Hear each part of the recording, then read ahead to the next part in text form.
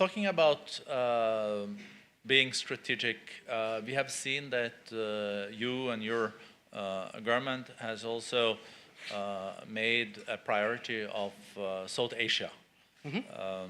We have a lot of participants there and guests from Nepal, Bhutan, Bangladesh, also Sri Lanka, Maldives. We also saw that you now stepped up the money that you allocate for partnerships with many of these countries. Will we see an enlarged Indian footprint in South Asia? And is also this due to the fact that many of these countries, it's like India meeting China? I don't think it's so much India meeting China. I would put it quite differently.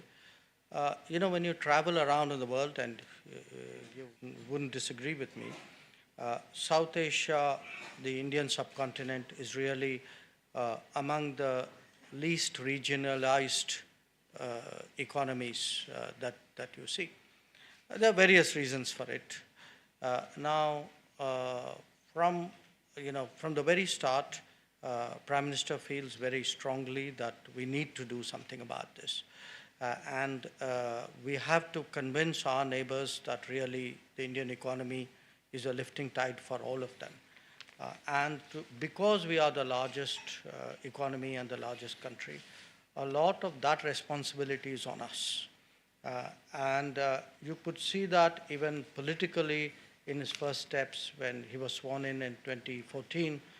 He invited all the the neighboring countries for his swearing in. That was a political signal. But after that, in those 5 years, the first term, we've really made a great effort really to do the things which other regions have done.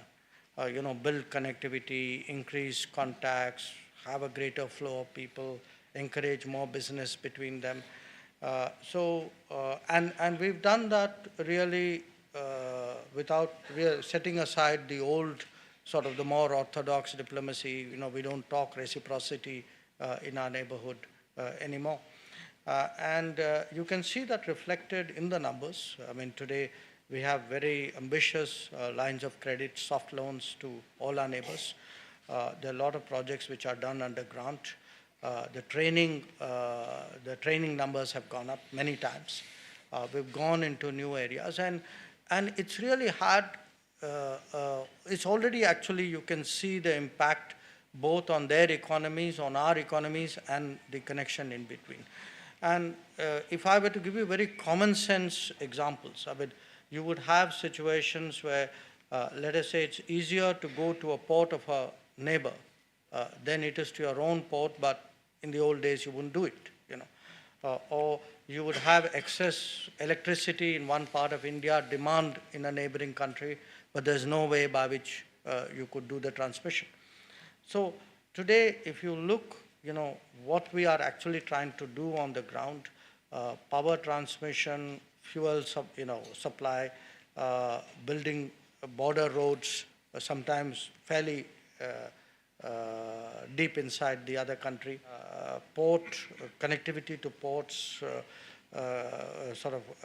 creating effective waterways. So there's an enormous push, railways, and this is the case. I would say probably the most advanced would be Bangladesh. We are now making very good headway in Nepal. So there are road projects, rail projects underway out there. We've started about 2-3 years ago power supply to Myanmar. It's still in the early stages. We've done a lot of railway lines in Sri Lanka. Bhutan has historically actually been our best partner in terms of development assistance. So pretty much I would say the entire neighborhood minus one has been actually a fairly good story of regional cooperation, and I think you will see that continue to probably see that scaled up. It's reflected in our foreign ministry budgets, and I kind of see that going higher.